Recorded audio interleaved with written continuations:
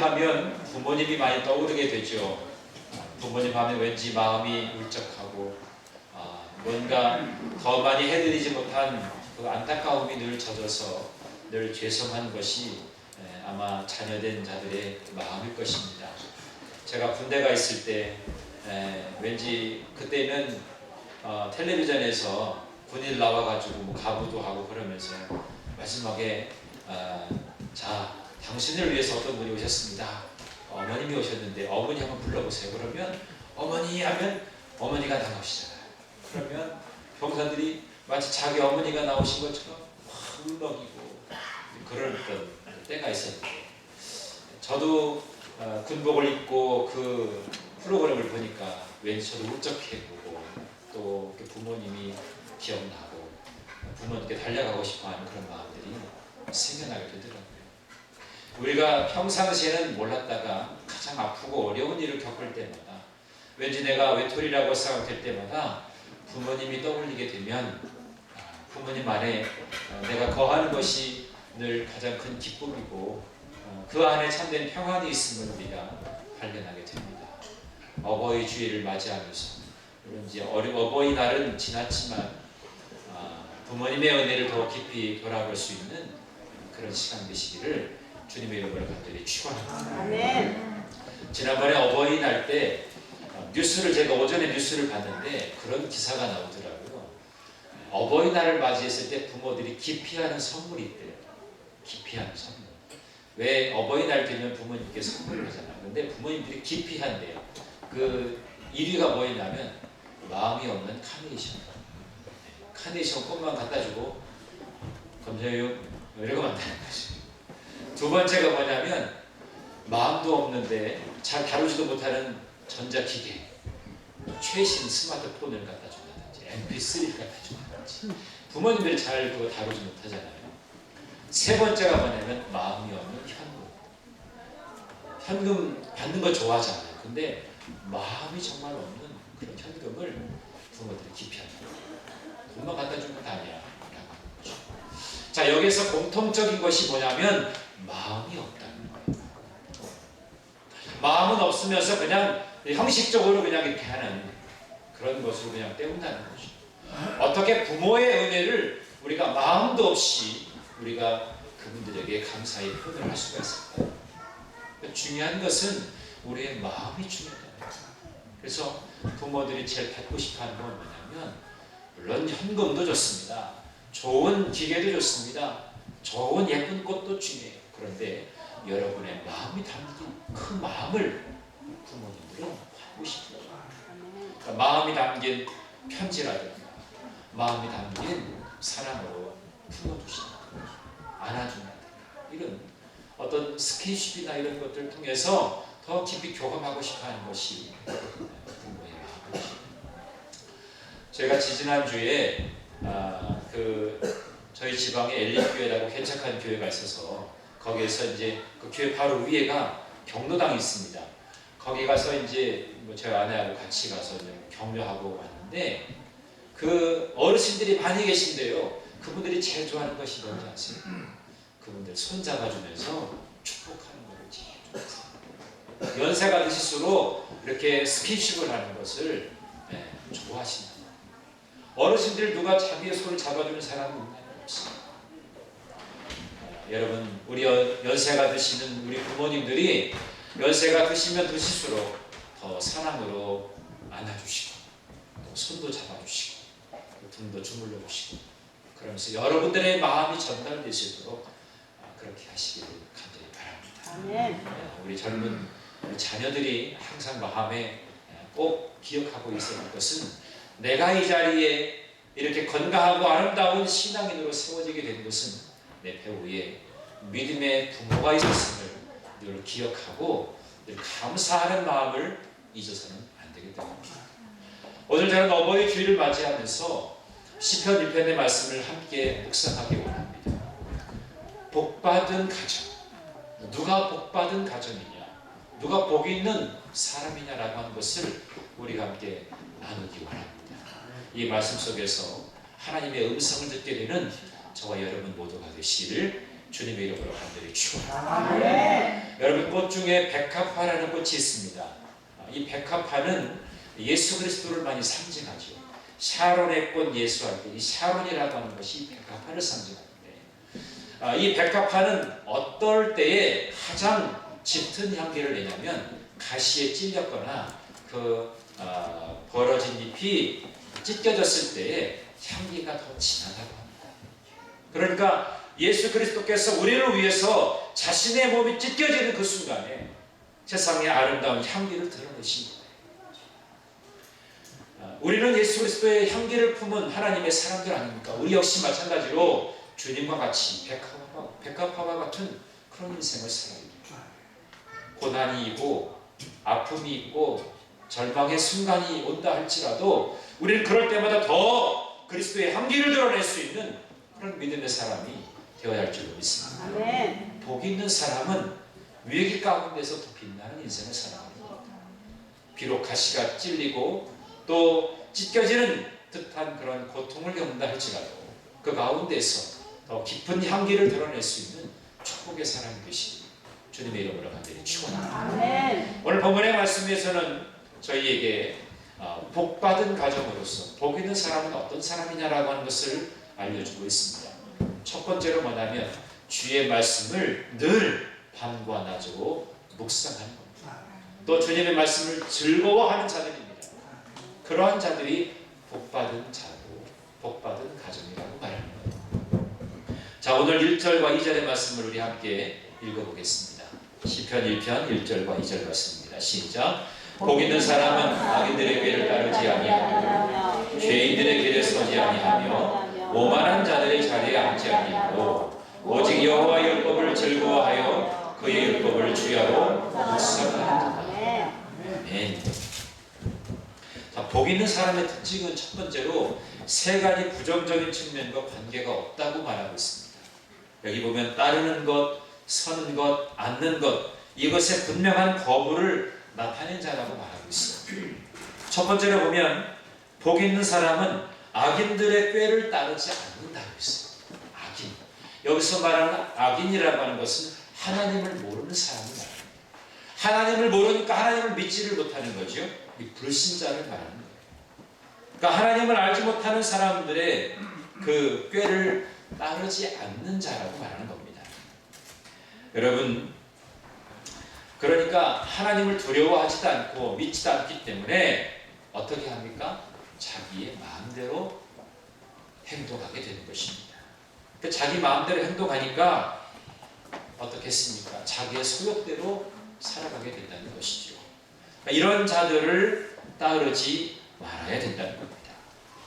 그런데 믿는 우리가 정작 주님을 따르는 제자로서의 삶을 살아야 되는데 악인의 길에 동조하는 경우가 종종 있어요. 여러분, 나는 그렇지 않았습니까? 혹이나 내 안에 아직도 악한 마음을 가지고 선하지 않은 것을 도모하는 그런 마음들이 있다면 우리가 철저하게 회개해야 됩니다. 진정으로 복 있는 사람은 악인의 그 꾀를 따르지 아니한다 그랬습니다. 또 뭡니까? 복 있는 사람은 죄인들의 길에 서지 않는다는 거예요. 악인의 생각과 심성을 가지고 사는 태도가 죄인들의 길에 서는 것입니다. 여기서 시편 기자는 하나님 없이 행하는 사람을 죄인과 동등하게 그렇게 표현하고 있는 거예요. 그래서 죄인들의 길에 서지 아니하는 거고요. 그러니까 줄을 잘 서야 돼요.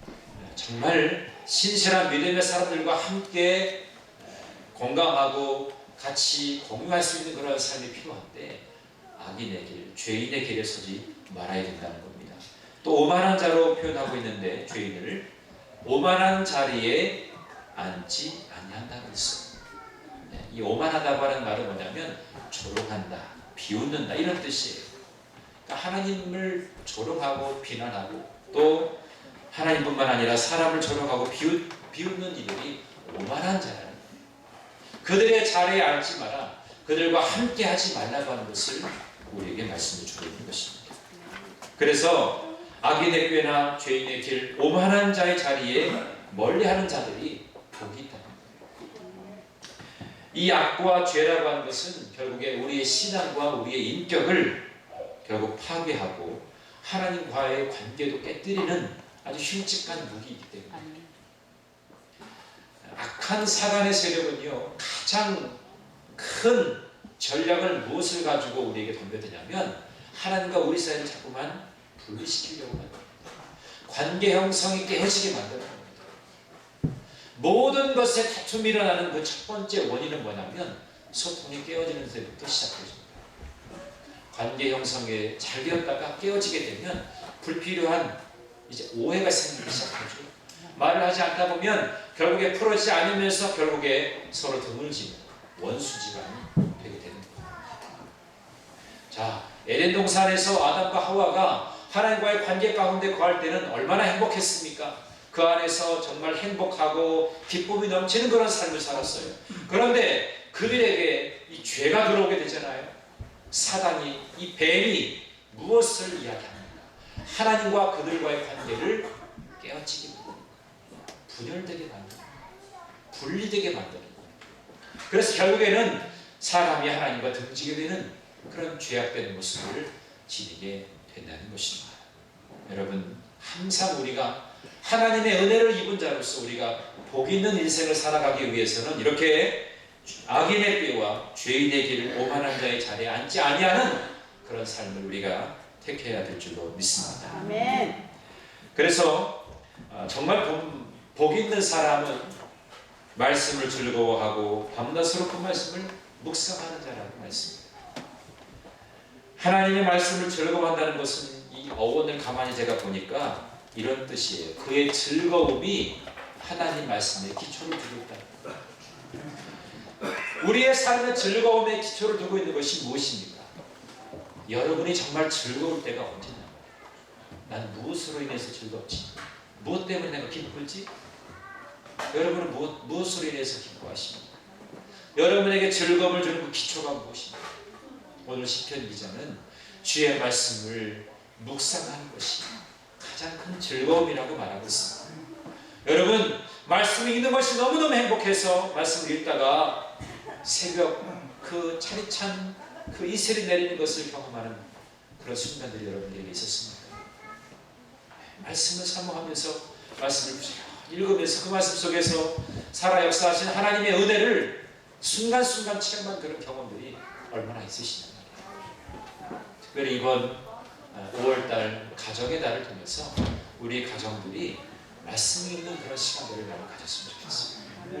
우리가 말씀으로 돌아가야 돼요. 아픔이 있고 눈물이 있고 상처가 있는 그 모든 그 부위에 주의 말씀이 떨어질 때 모든 상처가 싸매어지고 모든 흉터가 더 이상 이제 남지 아니하게 되는 그런 결과를 갖게 될 줄 믿습니다. 하나님의 말씀은 살아 역사하는 힘이 있습니다. 말씀을 깊이 묵상할 때 비로소 내가 더 나음을 얻게 되는 은혜를 경험하게 될 줄로 믿습니다. 그래서 이것들이 지속적으로 묵상되어져야 됩니다. 하나님 말씀은 지속적으로 묵상되어져야 됩니다. 이런 말이 있습니다. 연애는 불꽃이고 결혼은 난로와 같다. 그런 말이 있어요. 무슨 뜻일까요? 연애는 잠깐 반짝할 수 있어요. 불꽃은 영원히 타지 않습니다. 그러나 결혼이라고 하는 것은 영원한, 그러니까 난로와 같은 거죠. 난로에는 땔감을 계속해서 떼지 않습니까? 그러니까 이 난로로서 역할을 하기 위해서는 계속해서 땔감을 거기다가 넣어주는 거예요. 그래서 난로가 계속해서 그 열을 발산할 수 있도록 그렇게 하는 거죠. 바로 우리가 하나님을 향해서 우리가 말씀을 묵상하는 것도 늘 우리가 이렇게 지속적으로 규칙적으로 그렇게 할 때에 하나님의 따뜻한 그 사랑이 우리의 삶 속에 우리의 가정 가운데에 임하게 될 줄로 믿습니다. 세상에 성공을 꿈꾸다가 실패한 인생으로 돌아오는 것보다도 주의 말씀 앞에서 여러분의 삶을 고백하고 여러분의 모든 삶의 계획을 의탁할 때 우리 하나님이 이끌어 가실 것입니다. 내가 내 삶을 계획할지라도 그 걸음을 인도하시는 분은 여호와 하나님이라고 자문에 말씀하고 있습니다. 아무리 내가 좋은 계획을 가지고 있다 할지라도 하나님이 역사하시고 않으시면 결국 그 일은 할 수가 없습니다. 하나님의 이끄심에 여러분의 삶을 의탁할 수 있게 되는 믿음이 있게 되기를 간절히 바랍니다. 두 번째로 어떤 자가 복이 있느냐? 그 행사가 형통한 가정입니다. 모든 일의 형통을 이루는 가정인데 그 밑바탕에는 믿음이 있습니다. 믿음을 통해서 그 가정이 형통한 가정, 그 복이 있는 가정이라고 말할 수 있을 것입니다. 자, 3절과 4절의 말씀을 함께 읽어보겠습니다. 시작. 그는 시내가에 심은 나무가 철을 따라 열매를 맺으며 그 잎사귀가 마르지 아니하더니 그가 한 모든 일이 다 형통하리로다. 악인들은 그렇지 아니하며 오직 바람에 나는 벼와 같도다. 아멘. 3절에 보면 복 있는 사람의 결과를 말해줍니다. 복 있는 사람은 어떻게 되어진다고요? 시냇가에 심은 나무처럼 열매를 풍성히 맺고 그 잎사귀가 늘 푸르러서 싱싱하고 아름다운 그런 모습을, 그런 자태를 보이게 된다는 것입니다. 그리고 하는 모든 일이 형통하게 됩니다. 어디에 뿌리를 내리느냐? 나무에게 필요한 것은 물이죠. 이번에 요 위에 요 언덕에다가 나무 심으라고요. 저희 물 많이 갖다 썼어요. 이제 나무를 재배할 때 이게 이제 이식해서 왔기 때문에 이 공간에서 새로 자기네들이 이제 뿌리를 내리고 자리를 잡으려면 물이 필요합니다. 영양분이 필요한 것이죠. 나무가 생명력을 가지고 살려면 물이 있어야 됩니다. 여러분 오늘 나눠드린 그 행운목에 보면 조금 밑에 물이 있어요. 집에 가시면 접시나 이런 거에다가 물을 한 1cm 정도 넣고 올려놓으시면 여기에 잎이 계속 자랍니다. 그래서 계속해서 더 잘 자라면 나중에 크게 또 자랄 수도 있습니다. 그러면 이제 화분에다가 심어야 된다고. 그러니까 여러분이 잘 심어보세요. 중요한 것은 이 나무, 이 행운목이 물을 지니고 있어야 적당한 영양분을 공급받고 이게 자라날 수가 있다는 거예요. 나무는 그렇습니다. 제가 강원도에서 목회할 때에 저희 교회 바로 밑에 그 개울이 있었습니다. 개울가가 있었는데 개울 옆에 바로 그 개울가 옆에 나무가 있었는데 뽕나무가 있었어요. 근데 그 뽕나무가요, 그 열매가 오디라고 그러죠. 그 오디가 얼마나 탐스럽게 잘 열리죠. 나무가 아주 크고요, 굵직하고요. 근데 뽕나무 열매가 얼마나 많이 맺혔는지. 제가 시편의 이 1편 이 말씀을 읽을 때마다, 묵상할 때마다 항상 그때의 그 기억이 나요. 개울가 옆에 있었던 그 나무가 항상 연상이 됩니다. 그 나무는 뿌리가 길기 때문에 그 밑에 흐르는 개울가의 물을 계속해서 공급받고 있는 거예요. 그러니까 늘 견고하고 튼튼한 거죠. 그러니까 늘 형통한 거예요. 잎이나 열매나 이런 것들이 아주 튼실하고 늘 형통하게 된다는 것이죠. 여러분, 우리의 삶의 뿌리를 어디다 두느냐, 이것이 우리의 인생을 결정하는 거예요. 예수 믿는 사람이라면, 하나님을 경외하고 예수 그리스도가 내 안에 내 모든 삶을 주장하는 분이라고 하는 것을 내가 믿는다면 우리 모든 삶은 형통합니다. 내 삶의 뿌리를 예수 그리스도에게 내시기를 간절히 바랍니다. 여러분이 기도하실 때마다 주님, 내 삶의 뿌리는 주님께 내는 것 같습니다. 그러므로 주님으로부터 공급되어지는 은혜를 힘입어서 오늘 이 하루를 내가 살아갑니다. 그런 비전을 가지고 나가게 되시는 여러분 모두가 되시기를 주님 여러분 간절히 축원합니다. 그러면 그 주님께 뿌리내는 인생은요, 표정부터가 다릅니다. 여러분은 잘 못 느끼시겠지만 제가 강단에 서서 여러분들의 표정을 보면서 말씀을 전할 때 여러분이 대략 한 주간 동안 어떻게 지내셨는가 다는 알지 못하지만 조금은 알 수가 있습니다. 그래서 우리 표정이 참 중요해요. 예수 믿는 사람의 표정은 항상 스마일, 밝습니다. 왜? 주님이 내 안에 거하십니다. 주님이 내 안에 거하신다는 것보다 더 큰 은혜가 어디 있습니까? 주님께 뿌리를 내린 인생을 견고한 거예요. 흔들리지 아니하는 것입니다. 그래서 늘 형통하게 되어지는 줄 믿습니다. 아멘. 제가 이러한 영화를 제가 보았습니다. 바람과 함께 사라져라고 하는 영화가 있었잖아요. 거기에 그 여주인공 이름이 스칼렛 오하라라는 그 역할을 맡은 주인공이죠. 근데 이 주인공을 찾기 위해서 오디션을 거치는데 많은 사람들이 오고 갔어요. 근데 그때 비비안이라고 하는 사람이 있었는데 다른 사람들 다 떨어졌는데 이 비비안이라고 하는 사람도 오디션에서 떨어졌어요.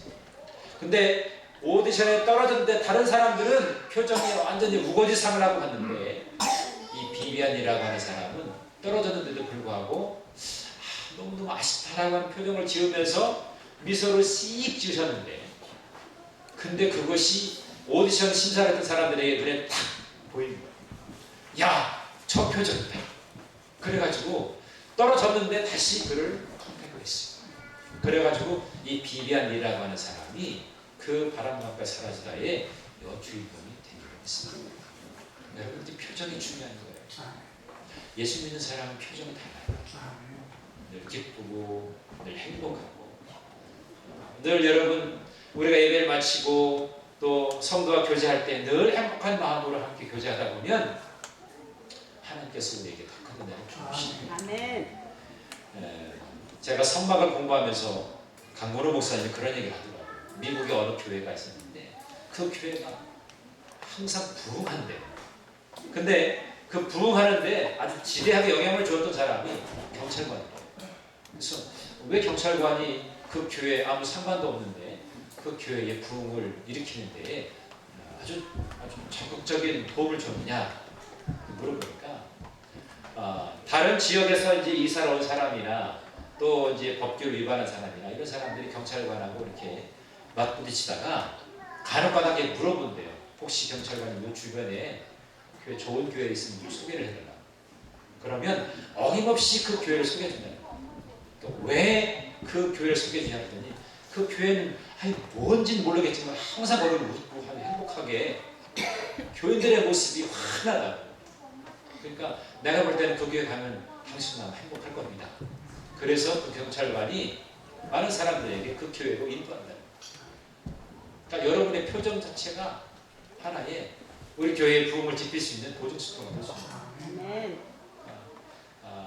다른 사람은 다 우거지상을 하고 다녀서 여러분들은 환할 때 저분은 서울교 다니는구나 이렇게 여길 정도로 여러분의 표정이 중요합니다.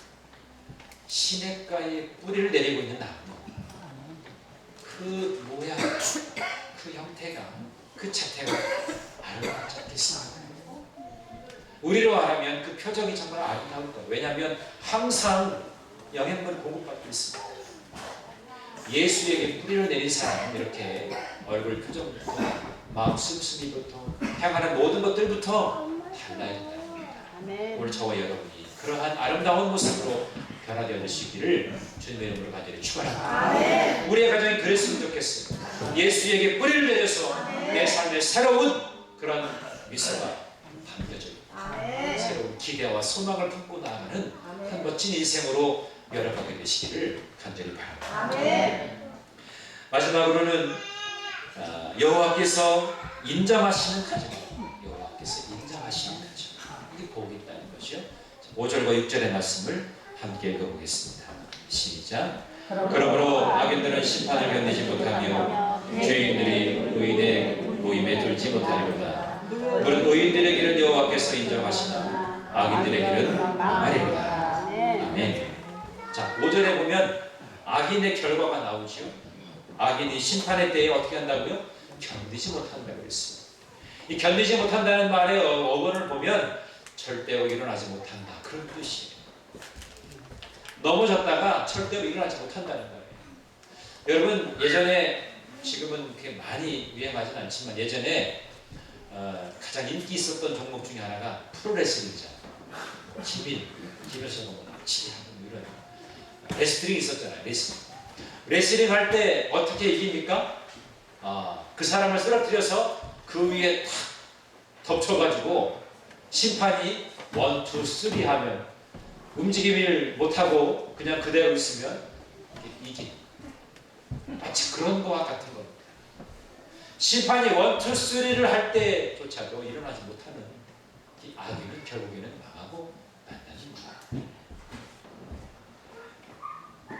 악인들은 심판 때까지는 의인들과 함께 섞여서 구별해서 살 수는 있어요. 그렇지만 심판의 때가 이르렀을 때는 의인과 분리되어서 의인의 그 중에 절대로 들지 못하게 된다. 아멘.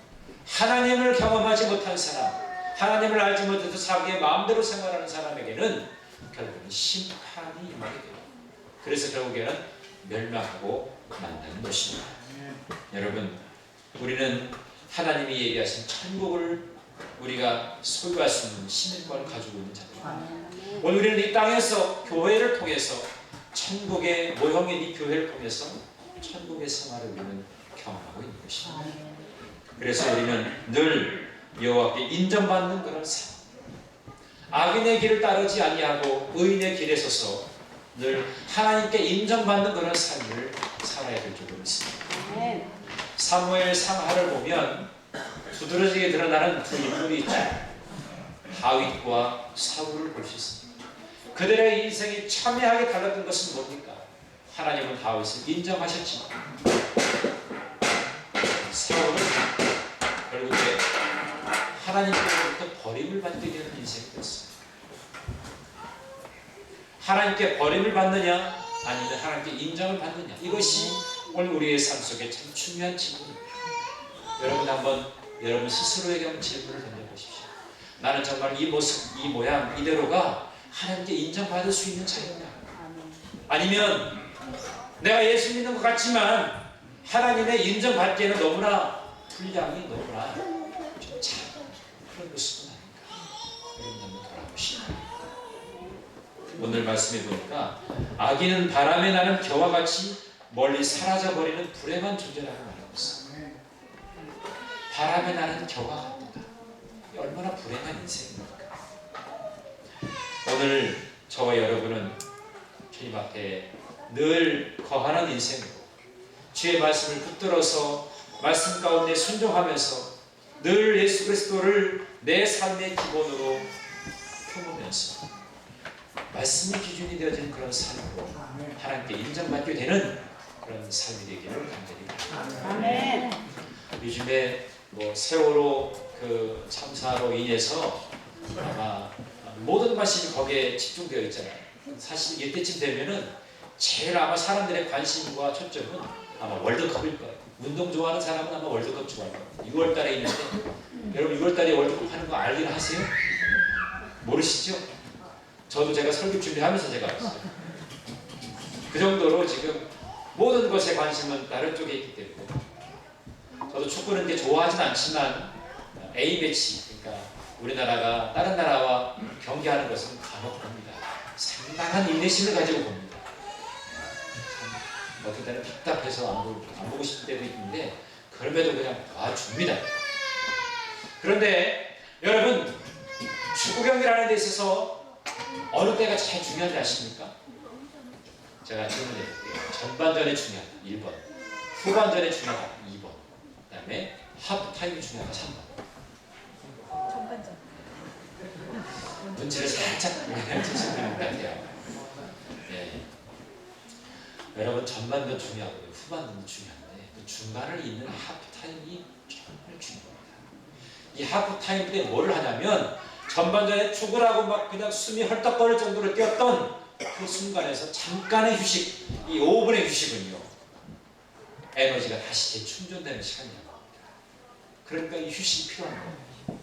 그리고 이 5분 동안에 뭘 하냐면 전반전에 뛴 선수들을 다 체크합니다. 얘는 더 이상 못 뛰겠구나. 아, 선수 교체해야 되겠다. 얘는 부상이 있어가지고 안 돼. 얘는 지금 파울이 많아가지고 이따가 뛰다가 괜히 또 퇴장당할 수도 있어. 모든 것을 재정립하는 것이 이 하프타임 때 하는 것입니다. 그래서 하프타임은 참 중요해요. 근데 우리가 축구 경기를 할 때는 하프타임의 모습을 보여줍니까? 절대로 안 보여줍니다. 전반전과 후반전의 모든 경기를 다 보여줘도 하프타임은 절대로 안 보여줘요. 왜? 거기서 모든 것이 결정된다고 생각해요. 비밀이에요. 박 버포드라고 하는 그 기업의 최고 경영자 CEO가